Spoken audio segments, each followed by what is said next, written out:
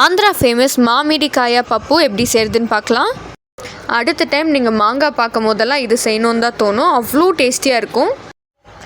நல்லா புளிப்பான மாங்காவை தோல் சீவி கட் பண்ணி எடுத்துக்கோங்க. நம்ம புளி சேர்க்க போகிறதில்ல, அதனால மாங்காய் நல்லா புளிப்பாக இருக்கணும். துவரம் பருப்பு எடுத்துருக்கேன், பச்சை மிளகா, சின்ன வெங்காயம், தக்காளி, கருவேப்பிலை, பூண்டு எடுத்துருக்கேன். பச்சை மிளகா கொஞ்சம் அதிகமாகவே எடுத்துக்கோங்க. ஒரு குக்கரில் நம்ம எடுத்து வச்ச எல்லா இன்க்ரீடியன்ஸும் போட்டு கொஞ்சம் மஞ்சத்தூள், தண்ணி ஊற்றி விசில் விட்டு எடுத்துக்கலாம். விசில் 5 நிமிஷம் பின்னாடி நல்லா எடுத்து கடைஞ்சிக்கோங்க. மண்பானையில் கடலெண்ணெய் ஊற்றி வச்சுருக்க சூடான பின்னாடி கடுகு, சீரகம், வெந்தயம் சேர்த்துக்கோங்க. அதுக்கப்புறம் காஞ்ச மிளகா, கருவேப்பிலை, பூண்டு சேர்த்து நல்லா வதக்கிக்கோங்க. நல்லா வதங்கின பின்னாடி பருப்பு கடைஞ்சல சேர்த்துக்கலாம்.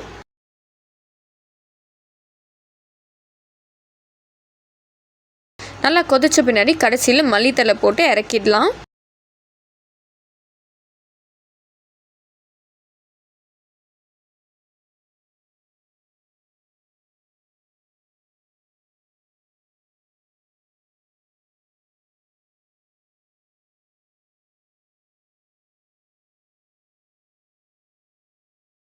நம்ம மாமிடிக்காயா பப்பு ரெடி.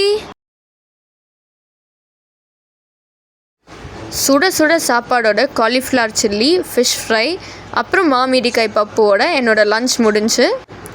ரொம்ப டேஸ்ட்டாக இருக்கும். நீங்களும் ட்ரை பண்ணி பாருங்கள். உங்களுக்கு எந்த சைட் டிஷ் பிடிச்சிருக்கோ அது கூட சாப்பிட்டு பாருங்கள்.